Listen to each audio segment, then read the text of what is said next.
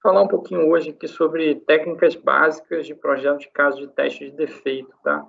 Eu coloquei técnicas básicas, porque não são todas as técnicas, mas são, assim, as mais simplesinhas que a gente pode usar para fazer caso de teste de defeito no contexto aí de sistemas de informação. Tá? Então, vou falar um pouquinho de conceitos sobre projeto de caso de teste de defeito e falar de técnicas de projeto de caso de teste de defeito. Tá? Então, falando um pouco sobre projeto de caso de teste em geral, né? O que vem a ser isso? É a atividade onde os testes são definidos, ou seja, quais casos a gente vai executar.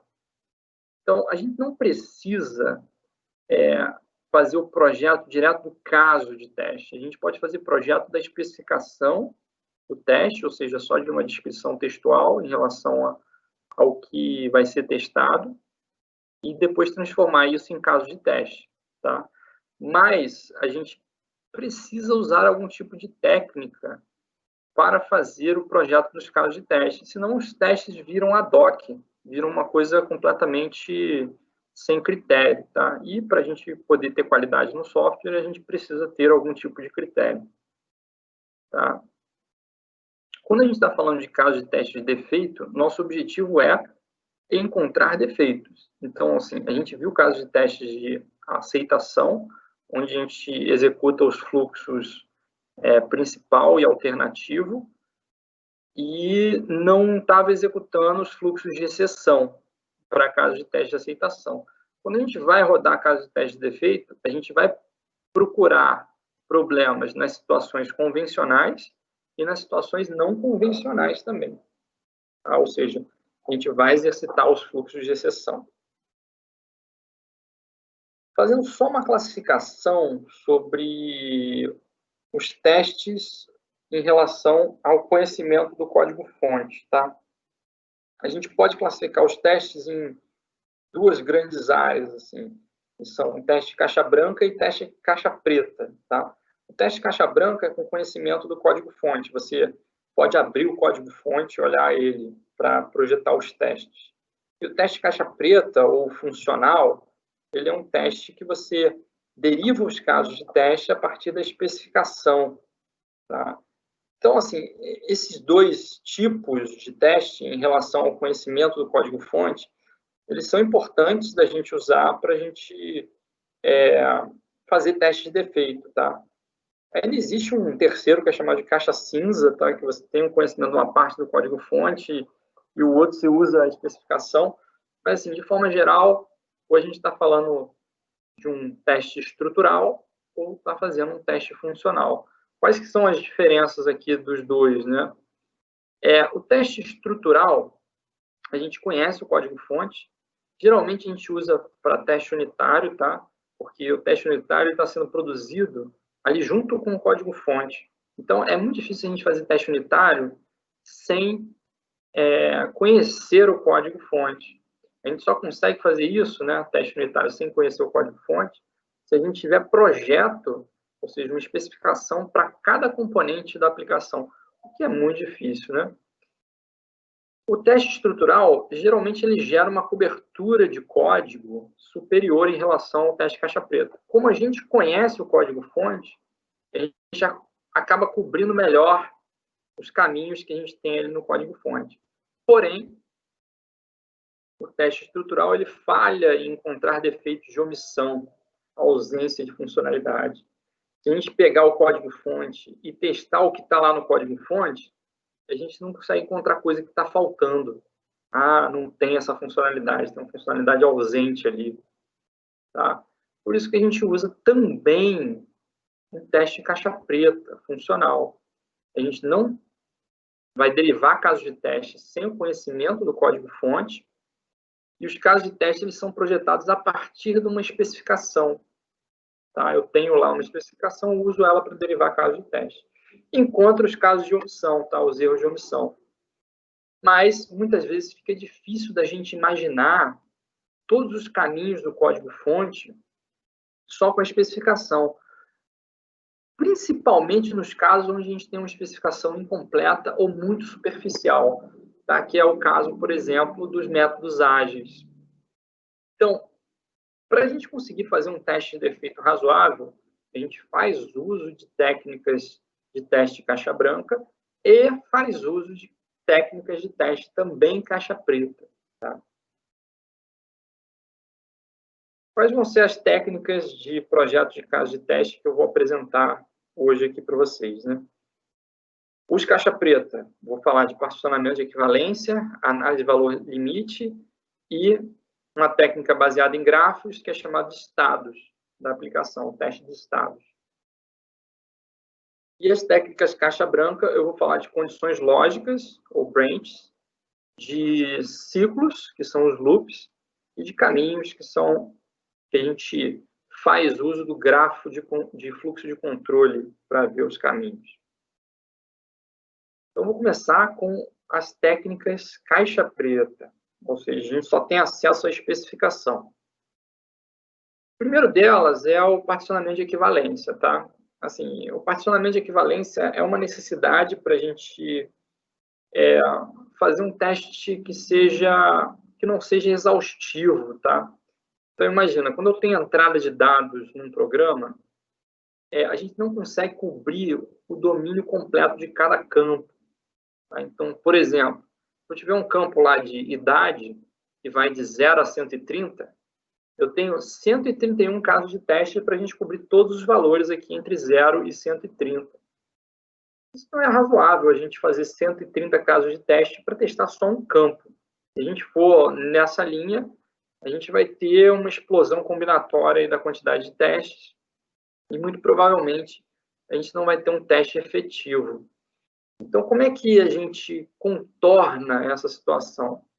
A gente divide o domínio em classes de equivalência, que são faixas de valores onde o software se comporta da mesma maneira. Então, o exemplo aqui, idade de 0 a 130, digamos que é um campo obrigatório. Eu tenho 4 classes de equivalência que dizem que são valores que têm o mesmo resultado para o software. Então, eu tenho menor que 0, é inválido, entre 0 e 130 é válido, maior que 130 é inválido e não preenchido também é inválido porque o campo é obrigatório. Então, assim, em vez de a gente fazer 131 casos de teste para esse campo, a gente faz só 4. Por quê? Qualquer valor que eu pegar dentro de uma classe de equivalência dessa, o comportamento do software deveria ser o mesmo. Tá? Ah, eu tenho como garantir que é o mesmo? Não, mas segundo a especificação, deveria ser o mesmo. Tá? E aí a gente vai lá, testa um de cada um para ver se o resultado é o resultado esperado. Só exercitando um pouquinho mais aqui o particionamento de equivalência. Quando a gente tem, eu falei ali de um campo numérico, né, idade. Quando a gente tem campos de texto, né, geralmente as nossas classes de equivalência são dadas pelo tamanho do campo em caracteres. Então, por exemplo, eu tenho um campo de nome que é de 0 a 255 caracteres, obrigatório. Entre 0 e 255 caracteres, tá, seria válido. Isso aqui é meio estranho, né, mas é a especificação que está aqui. 0 é válido, né? Na verdade, isso aqui tinha que ser 1, né? Porque 0 é não preenchido, né? Tá errado, tinha que ser 1. Mais do que 255 caracteres, inválido. Não preenchido, que seria o caso do 0, inválido. Tá? Então, o campo de texto, a gente vê o tamanho dele. Digamos que agora a gente tem um campo de data. Tá? Datas, elas podem ser válidas ou inválidas. Então, assim, digamos que eu tenho um campo aqui que é data de nascimento. É uma data e é obrigatório. Repara, a data de nascimento, ela não pode ser no futuro, né? Então, uma data válida no passado é uma entrada válida. Uma data no futuro é inválida. E uma data inexistente, ou seja, uma data inconsistente aqui, ó, 30/2 de 1990. 30/2 não existe. É inválido. Não preenchido. Inválido também porque o campo é obrigatório. Então, para esse campo aqui, a gente criou 4 classes de equivalência. A gente faria 4 casos de teste, utilizando a técnica de particionamento de equivalência. Além da técnica de particionamento de equivalência, a gente costuma utilizar a análise de valor limite quando a gente está falando de entrada de dados. Tá? Então, assim, por que tem análise de valor limite? Porque geralmente os programadores erram expressões lógicas de validação. Quando o cara vai fazer um if para poder verificar o limite de um campo, por exemplo, é até 255 caracteres, então ele tem que botar um menor igual que 245 caracteres. Aí ele vai lá e bota, em vez do menor igual, bota um menor. O que acontece? No caso lá, 255 caracteres, você vai ter um defeito. Tá? E aí, para a gente verificar se o programador não errou na hora de fazer esse preenchimento, fazer essas validações, a gente usa a técnica de análise de valor limite. Essa técnica vai dizer o seguinte: para cada limite que a gente tiver, ou seja, superior ou inferior no campo, a gente vai testar o valor imediatamente anterior, o valor limite e o valor imediatamente posterior. Então, campo de idade de 0 a 130, usando a técnica de análise de valor limite, a gente vai testar -1, 0 e 1. Um cara menor que o limite e um maior que o limite. E vai testar também para o limite superior 129, 130 e 131. Ou seja, um anterior ao limite, o limite e um posterior ao limite. Tá? Então, essa é a técnica de análise de valor limite. Com outros tipos de campo, esses limites vão ser diferentes também. Então, campo que são caracteres, tá? Limites são as quantidades de caracteres. Aí, só para exercitar, né? Será que eu posso ter quantidade de caractere negativo? Eu acho que não. O menor tamanho que eu posso preencher um campo desse é deixar vazio, né? Então, no caso de, por exemplo, -1 caractere, a gente não exercita, porque não é possível exercitar ele. Tá? Mas os limites superiores, sim. Tá? E o 0 e o 1 também, né? Se o limite for 0 e 1. Né? Datas. Depende da especificação, se essa especificação dá limites para as datas. Por exemplo, esse exercício que a gente viu aqui, ó, data no passado ou data no futuro, tá? Aí a gente tem um limite.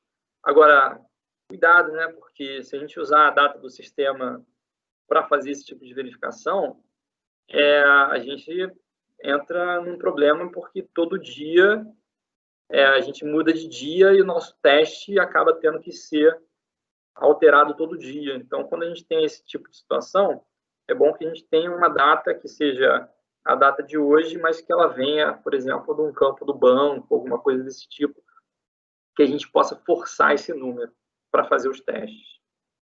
E não usar, por exemplo, a data do sistema.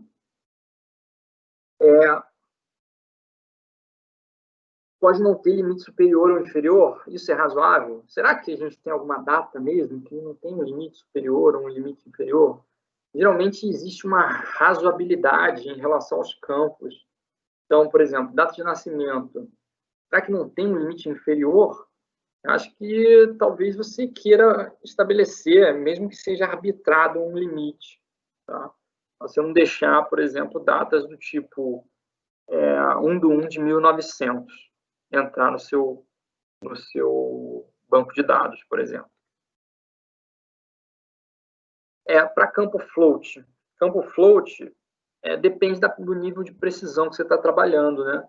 Então, por exemplo, se for moeda, são 2 dígitos. Então, eu consigo saber qual é o próximo número para moeda. Tá? Campo float geralmente precisa, quando é entrada de dados, a gente precisa ter uma especificação aí da precisão dele, tá? Quantidade de casas decimais que você está trabalhando. Além disso, né, falamos de 2 técnicas, que é a análise de valor limite e particionamento de equivalência, todas 2 caixa preta. As aplicações elas podem ter estados, tá? Assim como, por exemplo, componentes individuais também podem ter estados. Tá? Quando a gente está falando de caso de teste de aceitação, a gente olha para as transições de estados válidas. Tá? Quando a gente tem mais de um estado para uma aplicação ou para um componente, geralmente a gente tem transições de estado. Tá? As transições válidas são casos de teste de aceitação. Quando a gente está procurando defeito, a gente vai olhar essas transações inválidas, a gente vai procurar, por exemplo, loops de mudança de estados, para ver se eu consigo fazer um loop de mudança de estado e não tenho nenhum problema na minha aplicação, e posso até procurar caminhos limitados, de tamanho limitado. A melhor forma para trabalhar com estados é a gente ter um diagrama, tá? Porque a gente consegue visualizar quais são as transições de estados válidas. Então, aqui eu tenho um diagrama de estados para uma entidade aqui, o usuário, tá? E essa entidade, ela pode, o usuário, cada nó é um estado e cada vértice aqui é uma transição de estado, tá? Então, o usuário ele pode ser anônimo, ele pode estar ativo, ele pode estar inativo, ele pode estar bloqueado. Quais são as transições válidas, né?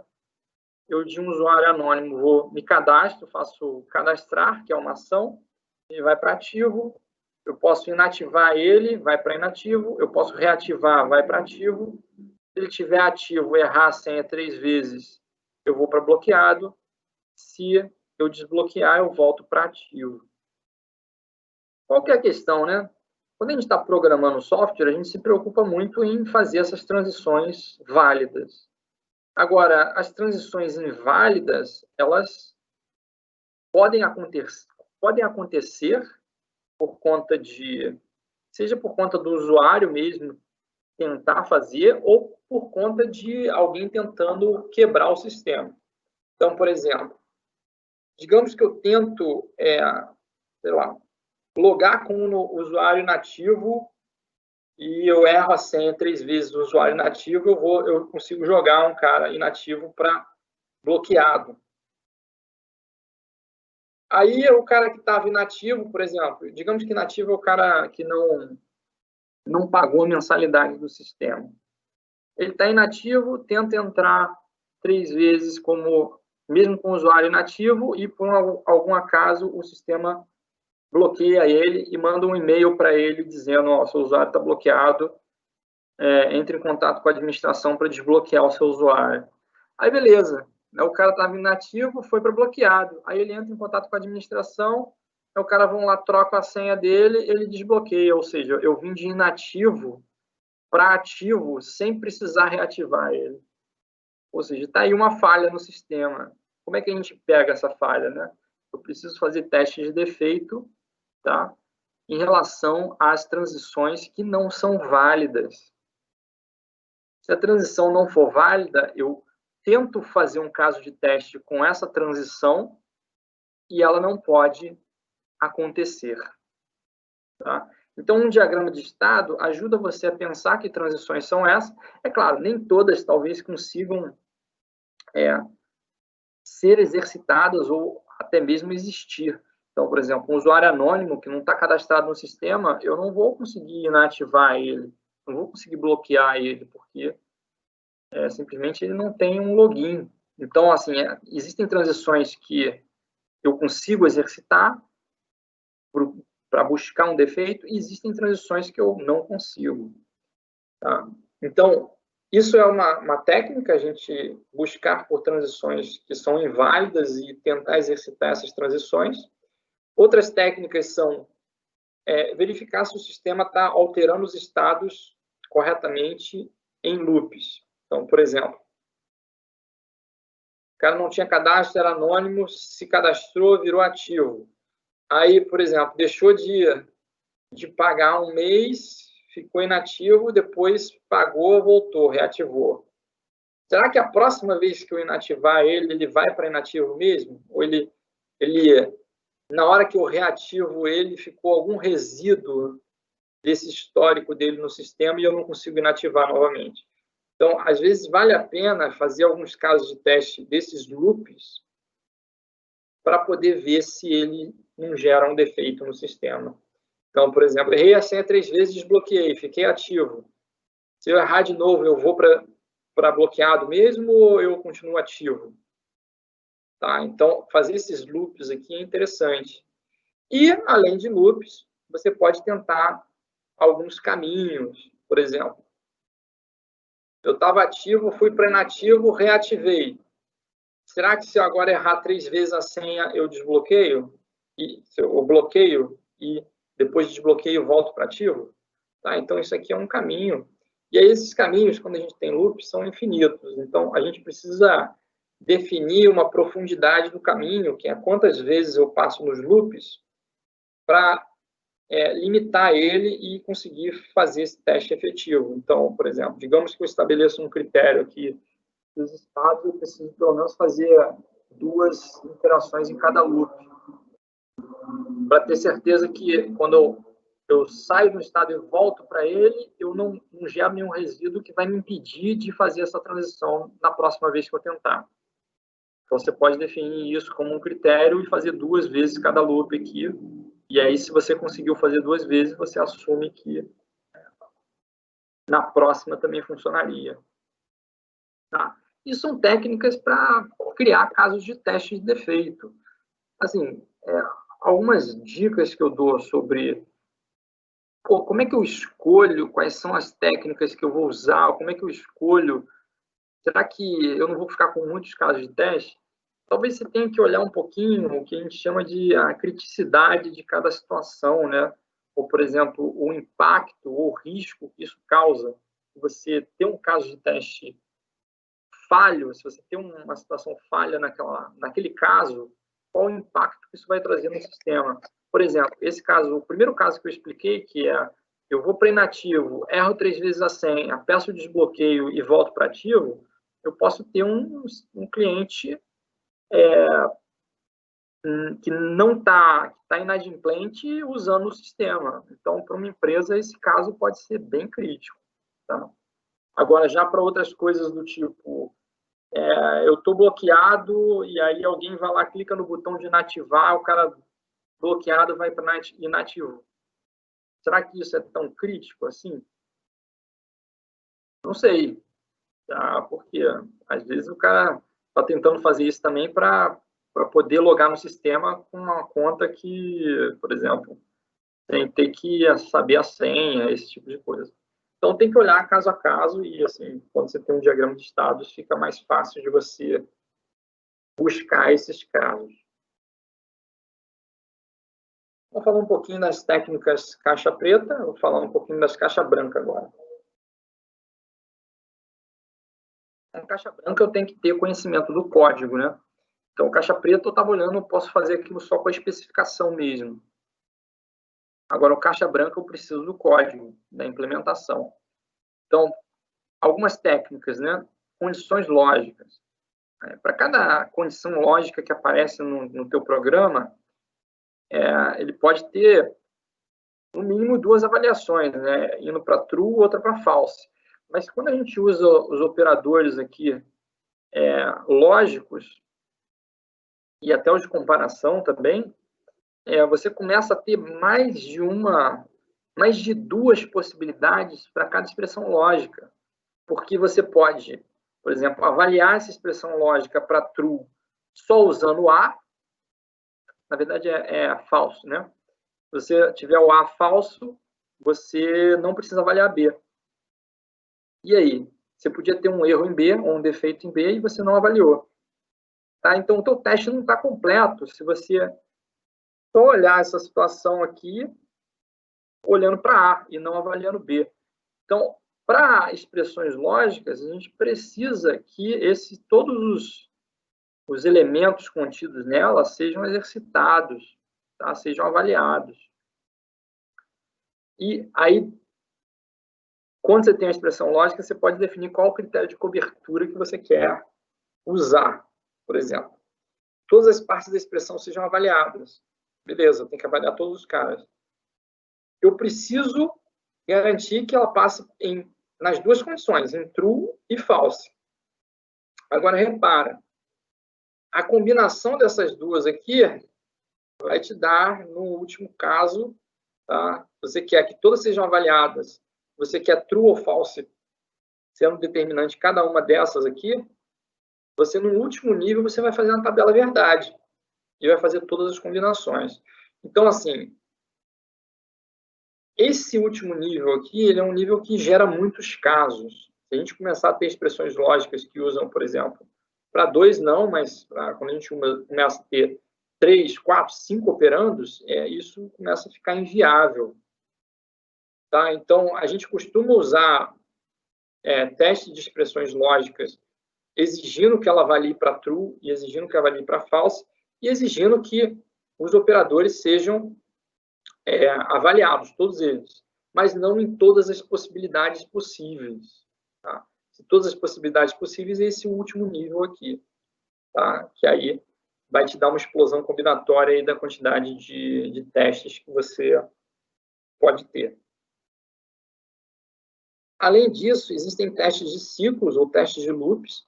Por exemplo, quando eu tenho um loop, né, um for, um while, um do while, a gente começa a ter caminhos no código por conta desses loops. Então, por exemplo, se eu tiver lá um for, um while, eu posso ter um caminho que você pula o loop, ou eu posso ter um caminho que passa uma vez no loop. Então, assim, existe uma técnica de testes de ciclos ou testes de loops para a gente tentar cobrir os casos que podem revelar defeitos no software, tá? Então, quais são os casos aqui que são recomendados? Não passar pelo loop, pular ele, passar uma vez, para ver se uma vez só funciona, passar mais de uma vez para ver se não tem nenhum estado que fica pendurado ali no loop e na segunda interação do loop ele não funciona.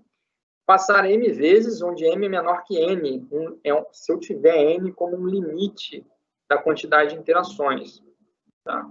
E passar n, tentar passar n-1, n e n mais uma vezes, onde n é o limite de interações. Isso aqui é uma variação aí da análise de valor limite, só que para loops, né? Por que desse sentido aqui, né, desses casos de teste? Porque quando a gente tem loops limitados, geralmente a gente tem uma expressão lógica e o programador ele pode errar nessa expressão lógica. E aí você usando aqui os limites, você verifica se não teve erro na expressão lógica no limite máximo do loop. Tá? Mesma coisa aqui, né? Tentar não passar nenhuma vez, tentar passar uma vez. E o caso típico é esse M, tá? Seria o equivalente a fazer um particionamento de equivalência do seu loop. Por último, existe uma técnica caixa branca que é chamada de caminhos. Tá? E quando estou colocando caminhos aqui, eu estou falando de caminhos limitados, tá? Porque quando a gente tem loops, a gente vai ter infinitos caminhos. Tá? Por que a gente precisa dessa técnica em alguns casos? Tá? Porque mesmo a gente testando as expressões lógicas, os loops, tá?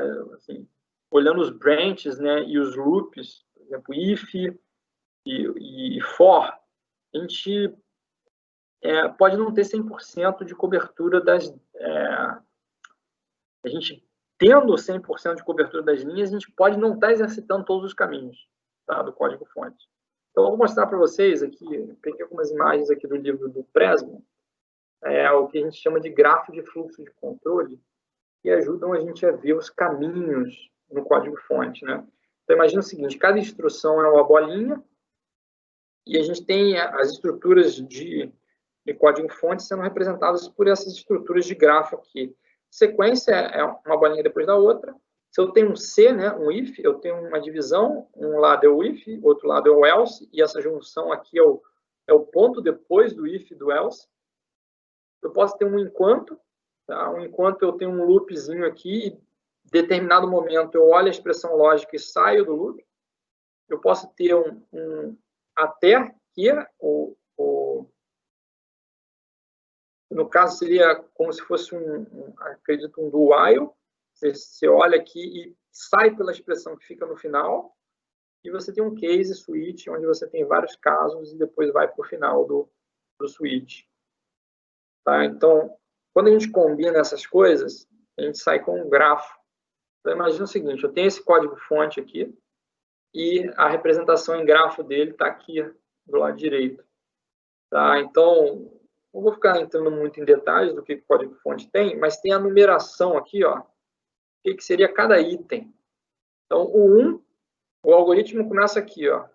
Eu tenho uma sequência de instruções que vão rodar de qualquer forma, não importa. Não tem branch, não tem nada aqui. Tá? Então, ele vai vir até esse enquanto aqui, que é um while. Aí o while ele tem duas partes de uma expressão lógica. E aí aqui é representado por dois números, porque eu posso sair por essa parte, ou eu posso sair por essa segunda parte aqui. Então, aqui aparece 2 e 3. Tá? E aí eu vou para 4, que é entrar no loop, é seguir aqui, ou para 10, que é pular o loop, ou seja, o cara depois do loop. Está aqui, ó. Fim do enquanto, 10. Então, essa divisão aqui é sair do loop. Vou para 10. Aqui em 10 eu tenho um if, then else, que vai para 11 e 12. E o fim do if é o 13. 11 e 12. O fim do if é o 13. Seguindo para dentro do loop, eu vou ter 4, 5. 4. 5 é um C. Eu tenho um C que tem duas partes. Tem o C, tem a primeira parte da expressão, que é o 5, e a segunda parte da expressão, que é o 6. Então, eu posso sair pelo 5 ou posso sair pelo 6. Tá? O 7 é o então, que é esse cara aqui. Ó. O 8 é o fim do C, que é o término aqui do C, junto com a instrução que vem logo abaixo. E o 9 é o fim do while, que joga com o loop aqui para cima. Tá? Então, aí a pergunta é o seguinte, beleza, eu tenho esse grafo de fluxo de controle. Quantos caminhos que eu tenho aqui? Né? A grande questão é o loop, né? E o loop, ele te joga aqui para cima, então eu preciso limitar os caminhos para que os caminhos não sejam infinitos. Mas, digamos, caminhos até eu chegar no final do loop e começar a ter loop de novo. Tá? Tem um conceito aqui o conceito de caminho aqui, a gente vai dizer, ó, eu introduzo uma aresta no caminho que não foi percorrida ainda. Então, vamos lá. Tem 1, 2, 10, 12, 13, primeiro caminho. 1, 2, 10, 11, 13, segundo caminho. Mesma coisa, ó. 1, 2, 3, 10, 12, 13. 1, 2, 3, 10, 11, 13. Tá? Que mais? Vou seguir aqui para baixo. Mesma coisa. Vou vir até aqui, seguir por aqui. Vou vir por aqui, vou seguir por aqui. E vou vir por esse lado aqui. E vir para cá e subir. Acabou meus caminhos. Então, assim, é difícil da gente visualizar isso no código-fonte. Tá? Montar esse grafo ajuda. É complicado ficar montando esses gráficos na mão também. O que acontece? A tendência que a gente tem é a gente fazer medição de cobertura de código e olhar e falar assim, passou 100%, eu cobri todos os caminhos. Não é verdade. Botou 100% de linha, cobertura de linhas, ou 100% de cobertura de branches, pode ser que você não tenha coberto todos os caminhos ainda. Tá? Só você olhar essa situação aqui, ó. Você vem para cá, você tem que ter saído pelo 2, você tem que ser saído pelo 3, tá? E você tem que ter passado direto, tá? Tanto pelo 2, tanto quanto pelo 3, para você seguir por aqui. Tá? Então, vale a pena dar uma olhada, assim, e se você tiver um algoritmo complexo, dá uma olhada se os caminhos, né? Se for um algoritmo complexo e for um requisito de negócio crítico para o seu sistema, vale a pena você investigar os caminhos e ver se você está cobrindo todos os caminhos, tá? Depois de ter feito o uso das outras técnicas que já vão te dar uma cobertura razoável. A gente pensar em fazer isso aqui para o código-fonte inteiro é inviável, tá? Vai dar muito trabalho.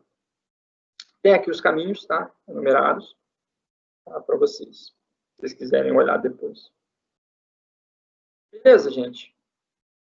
Então, foi isso. Falei do